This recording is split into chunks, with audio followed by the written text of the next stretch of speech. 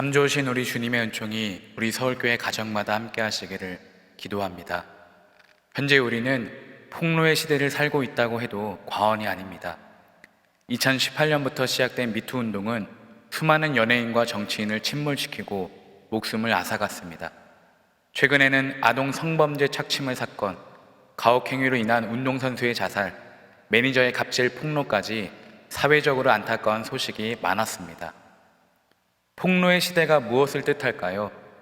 그것은 죄가 차고 넘친다는 것입니다. 우리의 죄악이 가득 차고 넘쳐서 온 세상이 알게 되었습니다.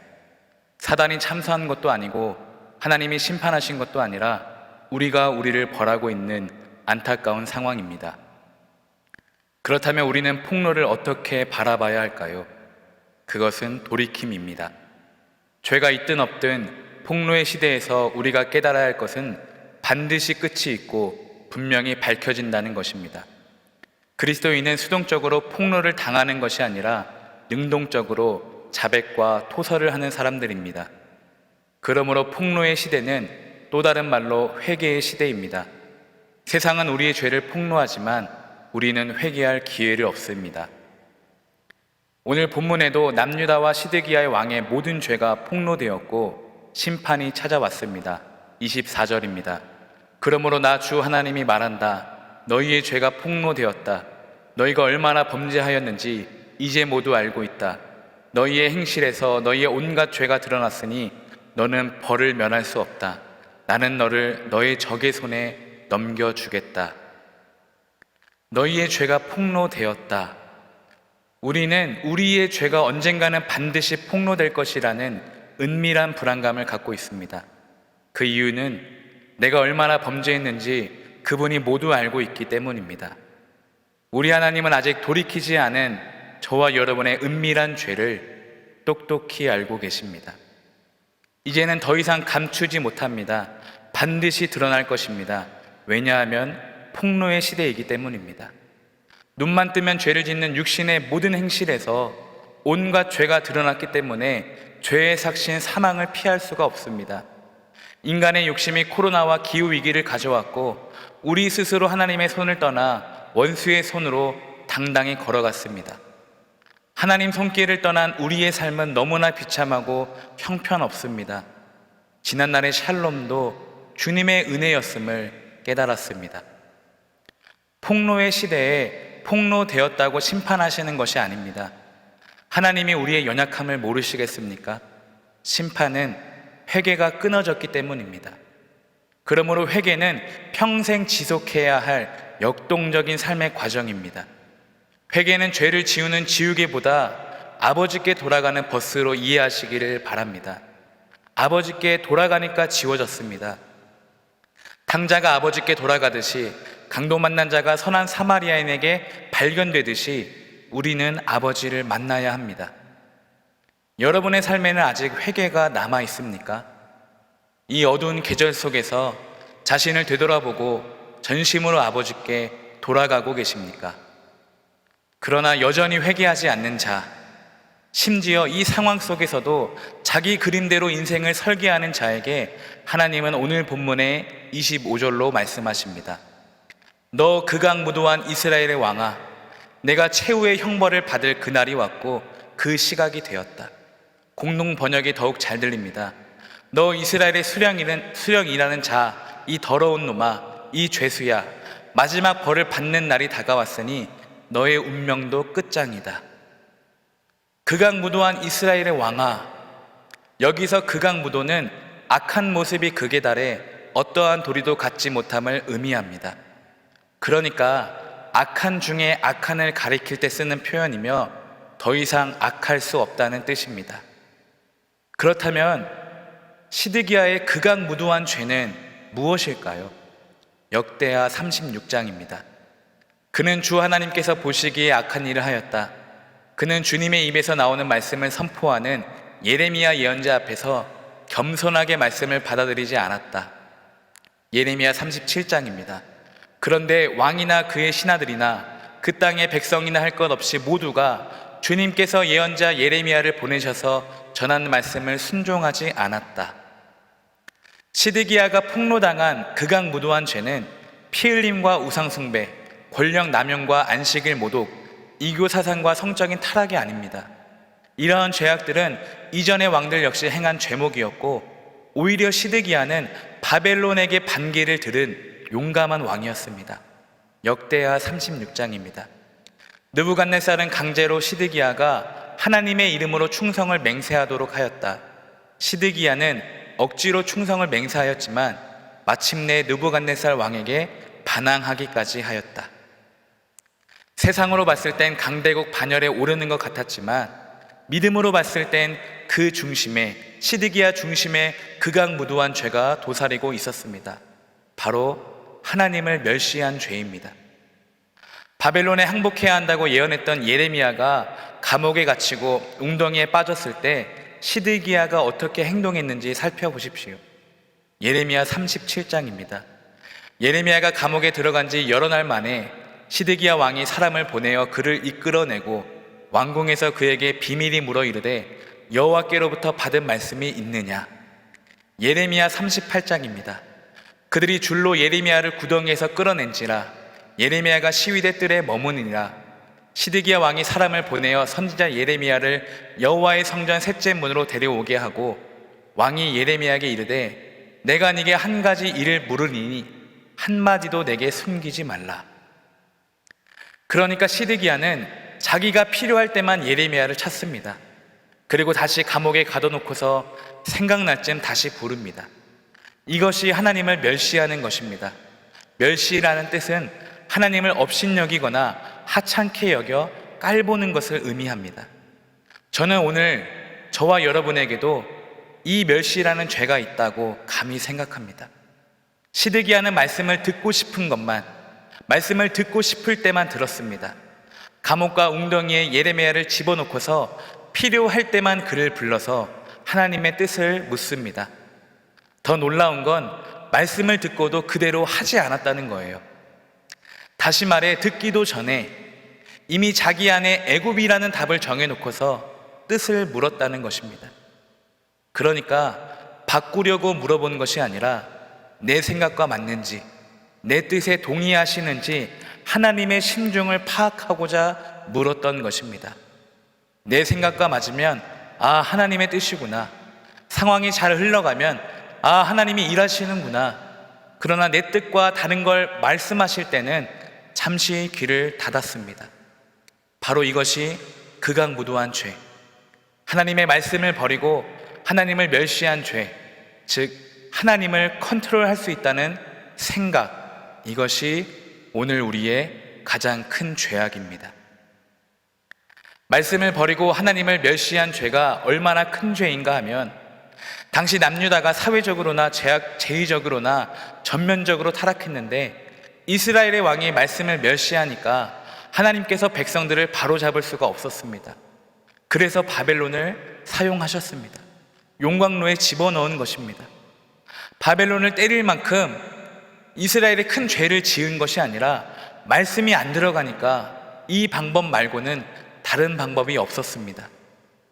제사장과 백성들이 이방의 모든 역겨운 일을 따라하고 성전을 더럽힐 때 하나님은 예언자를 보내시고 또 보내셔서 경고에 경고를 거듭하셨지만 그들은 예언자를 조롱하고 감옥과 웅덩이에 가두며 비웃었습니다. 그것은 하나님의 말씀을 무시하고 거절하며 외면한 것입니다. 그렇다면 시드기야 왕을 오늘 어떻게 적용할 수 있을까요? 여전히 인생의 주인이 자기인 사람, 바로 그 사람이 오늘의 시드기야입니다. 인생을 자기 마음대로 살아가면서 내 감정대로 하나님을 판단하고 내 시간과 내 계획대로 하나님을 선택하는 그 사람이 브레이크가 없는 인생, 브레이크가 걸리지 않는 인생, 바로 그 사람이 자기 인생의 왕이 아니겠습니까? 심지어 이 왕은 하나님까지 컨트롤합니다. 이것은 다윗이 언약궤를 옮기는 과정으로 이해할 수 있습니다. 사무엘하 6장입니다. 그들이 하나님의 궤를 새 수레에 싣고 산에 있는 아비나답의 집에서 나오는데 아비나답의 아들 우사와 아요가 그 새 수레를 모니라. 다윗은 언약궤를 자신의 성으로 가져오는데 소가 끄는 수레를 사용합니다. 사실 수레는 하나님의 방법이 아니었습니다. 하나님의 방법은 레위 사람이 언약궤를 어깨에 매는 것이었습니다. 그래서 사람이 죽고 언약궤는 옮기지 못했습니다.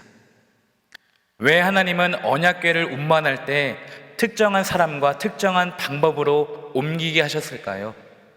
왜 편하고 효율적인 수레는 안 되었습니까?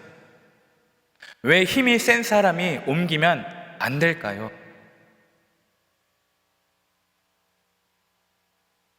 수레 속에 숨겨져 있는 의미가 있습니다. 하나님을 조종할 수 있다. 하나님을 통제할 수 있다. 다시 말해서 수레에다가 언약궤를 싣고 가는 것은 내가 하나님을 조종한다는 뜻입니다. 수레는 아주 지극히 효율적인 다윗의 방법이었습니다. 사실은 하나님이 나를 독수리처럼 업고 날아가야 하는데 수레는 내가 하나님을 싣고서 끌고 다니는 것입니다. 그리고 그분을 간섭하며 내 뜻을 주장합니다. 헌금은 예산대로 하겠습니다. 예배는 1시간 이상 어렵습니다. 성경은 주일날만 보겠습니다. 기도는 식사 시간이면 충분합니다. 내가 몇 살까지는 이런 계획이 있고 내가 몇 살까지는 저런 계획이 있으니 여유가 생기면 순종하겠습니다. 라는 자기 틀이 있습니다. 주어지는 상황마다 옳고 그름을 내가 판단하면서 나를 사랑하신다면 이렇게 해주세요. 주님의 뜻이라면 저렇게 해주세요라고 기도합니다. 그러니까 내가 수레를 붙잡고 있다는 것은 아직도 내 인생의 운전대를 내가 붙잡고 있다는 것이고, 내가 수레를 붙잡고 있다는 건 여전히 내가 하나님을 띠띠우고 내가 원하는 곳으로 데리고 다니는 것입니다. 내가 수레를 붙잡고 있다는 건 지금도 그의 나라 그의 정의가 아니라 내 나라 내 정의, 내 뜻을 주장하는 것입니다. 수레는요, 언약궤를 다시 갖고 왔던 블레셋의 방법입니다. 그 사람들에게는 애초에 하나님은 없습니다. 자기가 신입니다. 그냥 자기 마음대로 사는 것뿐입니다. 하나님을 조종한다. 하나님을 조종할 수 있다. 이게 과연 무슨 뜻일까요? 이건 애시당초 하나님을 하나님으로 생각하지 않았다는 것입니다. 그냥 종교였습니다. 오늘 내 스케줄과 내 컨디션에 좌우지되는 신앙이라면 내가 더 중요한 겁니다. 하나님보다. 다시 말해서 수레에다가 언약궤를 실었다는 건 하나님을 모시면서도 효율적이어야 됩니다. 하나님을 모시면서도 빨리 가야 되고 하나님을 모시면서도 내 생각대로 해야 됩니다. 수레에다가 언약궤를 실었다는 건 수레에 내 힘이 들어가야 되고 내가 원하는 곳으로 가야 되며 내가 멈추고 싶으면 멈춰야 된다는 것입니다. 그러나 전혀 다른 삶이 있습니다. 브레이크가 있는 인생, 브레이크가 걸리는 인생이 있습니다. 시간의 끝을 아는 사람이 있습니다. 그 사람은 그리스도가 인생의 주인인 사람입니다. 이 사람은 언약궤를 어깨에 맨 레위 사람으로 이해할 수 있습니다. 다윗이 언약궤를 수레에 싣고 오다가 실패하니까 다시 하나님의 방법대로 가져옵니다. 사무엘하 6장입니다. 다윗은 주님의 궤를 맨 사람들이 6걸음을 옮겼을 때에 행렬을 멈추게 하고 소와 살찐 양을 제물로 잡아서 바쳤다. 다윗은 신명기에 쓰여진 하나님의 방법대로 레위 사람을 불러서 언약궤에다가 막대를 걸고 어깨에 메어 언약궤를 옮겼습니다. 수레와 반대로 언약궤를 어깨에 메었다는 것은 하나님을 하나님답게 여기는 것입니다. 그분의 말씀을 인정하고 순종하며 주인으로 모시는 것과 같습니다. 언약궤는 수레와 달리 4명이서 어깨에 메고 가니까 어느 누구도 방향과 속도를 주장할 수 없습니다. 이때 언약궤는 언약궤가 길을 주장합니다. 그러므로 오늘 말씀을 드리고 싶은 복음은 하나님은 하나님이시다. 하나님은 하나님이세요. 하나님은 하나님이십니다. 출애굽기 3장에 하나님이 모세를 떨기나무 가운데 부르실 때 자신을 뭐라고 표현하십니까? I am who I am. 나는 나야. 하나님은 하나님이세요. 그 무엇으로 그분을 표현하거나 대체할 수 없습니다. 사실은 아버지도 부족하죠. 이 시대에 악한 아버지가 얼마나 많습니까? 우리가 아무리 하나님이 익숙한다 해도, 하나님을 안다 착각해도, 그분을 조종하고 간섭하고 통제하려 할지라도 그분은 하나님이십니다. 우리는 하나님을 조종할 수가 없습니다. 하나님을 통제할 수 없습니다. 왜냐하면 하나님은 하나님이십니다. 하나님은 하나님으로 인정받고 하나님으로 존중받기를 원하십니다.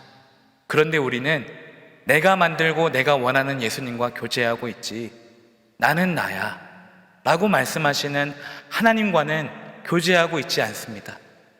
우리가 원하는 것은 길들여지는 하나님입니다. 하나님도 이해하시겠지.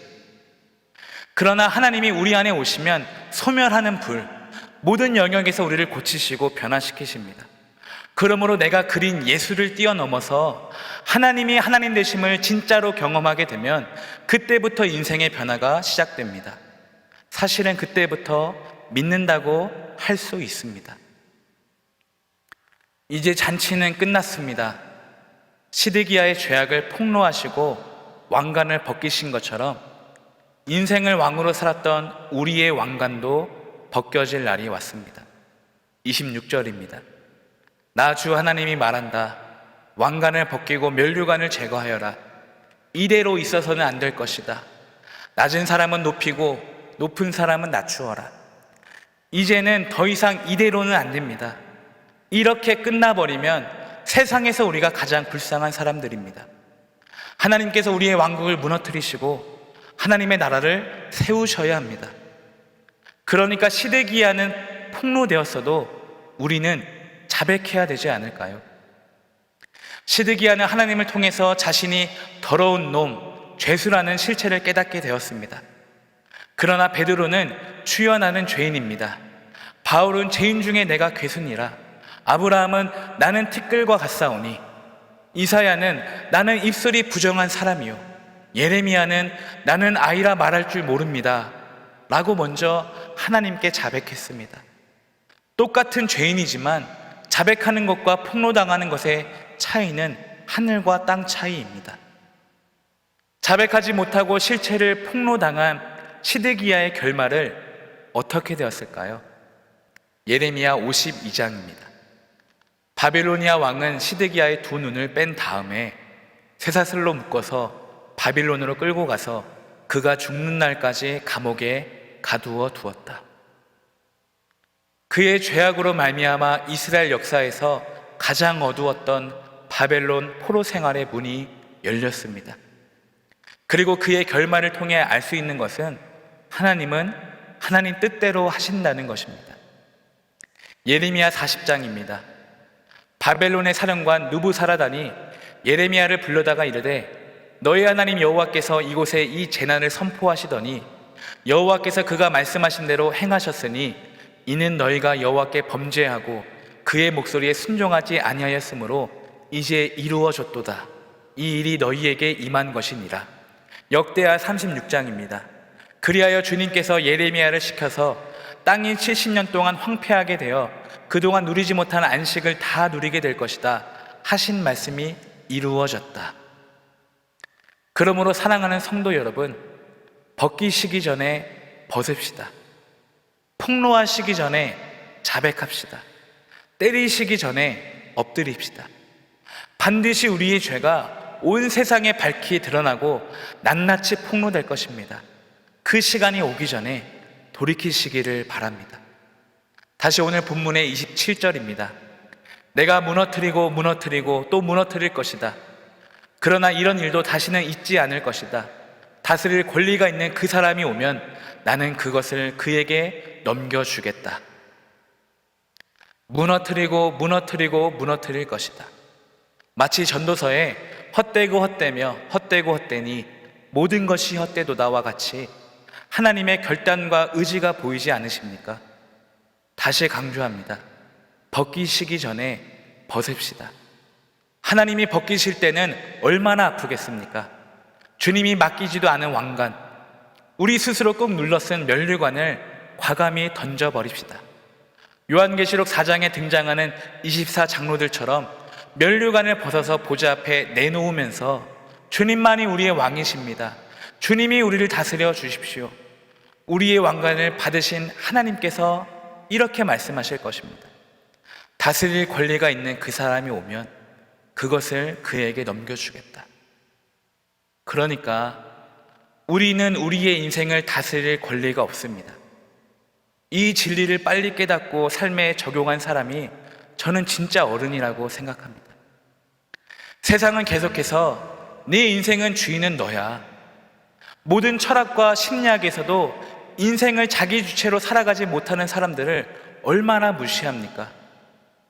그런데 우리가 인생을 다스릴 권리가 있다고 주장한다면 무너지는 비참한 결과를 낳을 뿐입니다.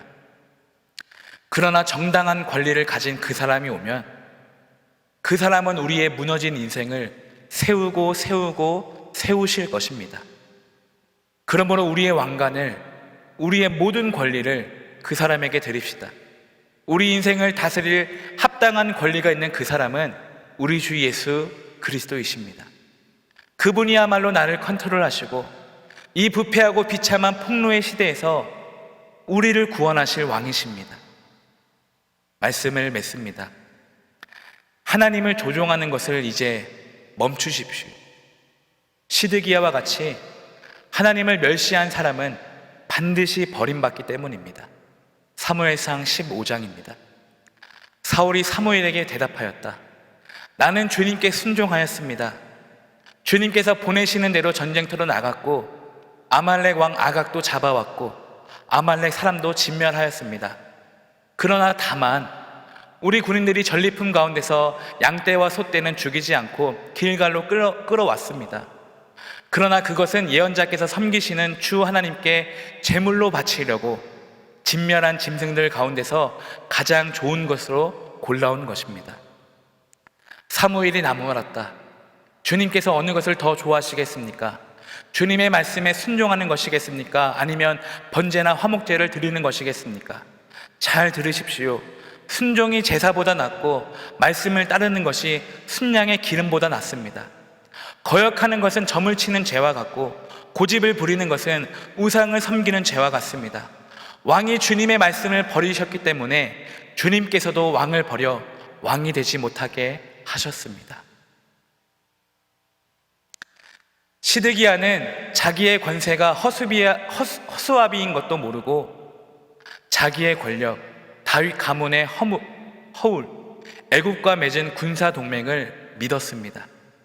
그러나 우리의 힘은 세상의 것들이 아닙니다. 시드기야는 자기가 쓰고 있는 왕관이 하나님의 주신 것임을 잊었습니다. 그러나 진정한 힘은 자기를 낮추고 비우고 그리스도를 닮아가는 것입니다. 예레미야 38장입니다. 예레미야가 말하였다. 부디 제가 왕께 전하여 드린 주님의 말씀에 순종하십시오. 그래야 왕께서 형통하시고 왕의 목숨도 구하실 것입니다. 자신의 왕관을 벗어버릴 때 하나님은 우리를 높여주십니다. 나아가 교회와 세상의 개혁도 권력자나 경제적인 힘으로 이루어지는 것이 아니라 자신을 내려놓고 자신의 것을 용기 있게 벗겨낸 사람들을 통해 이루어 주십니다. 우리 주님께서 그렇게 섬기셨습니다. 예수님은 우리를 구원하시기 위해 면류관을 벗으시고 십자가를 지기까지 하나님의 뜻에 순종하셨습니다. 그래서 십자가에는 세상을 구원하는 힘이 있습니다. 우리도 그렇게 내려가야 하고 자기를 버려야 하며 낮아지고 희생하며 섬겨야 합니다. 이것이 참된 그리스도인의 모습입니다. 왕관을 쓰려는 사람들이 많은 이 시대에 우리는 벗읍시다. 우리의 왕관을 벗고 섬기는 자리로 내려갈 때 하나님은 우리의 왕이 되어 주십니다. 그 섬김에 기쁨과 새 힘을 주십니다. 폭로의 시대는 또 다른 말로 회개의 시대입니다. 시간의 끝이 왔습니다. 그러므로 다시 믿읍시다. 마스크가 아무리 답답해도 코로나 이전의 신앙으로 돌아갈 수는 없습니다. 우리의 믿음을 여기서 날마다 상고해봐야 합니다. 마지막 기회가 주어졌을 때 그동안 어떻게 살아왔고 앞으로 어떻게 살아갈지 기도하시기를 바랍니다. 내 인생의 주인은 과연 그리스도인지 아니면 나인지 곰곰이 생각하는 은혜의 밤이 되시기를 주님의 이름으로 축복합니다. 기도하겠습니다. 성령님, 우리 마음속에 부패하고 냄새나는 죄악을 낱낱이 고백하오니 이 시간 십자가의 보혈로 깨끗이 씻겨 주옵소서. 하나님을 멸시했던 시드기야의 죄로 인해 이스라엘이 무너졌듯이 오늘날 세상이 어두운 까닭은 우리의 잘못이 아닐까 염려됩니다. 자비하신 성령님, 우리를 낙심과 절망에서 일으켜 주옵소서. 이 캄캄한 고난 속에서 주님의 뜻을 분별할 수 있는 지혜를 주옵소서. 그리고 내 입맛에 맞는 하나님을 고르지 않고 하나님 입맛에 맞는 우리가 되게 하여 주옵소서. 예수님 이름으로 기도드립니다. 아멘.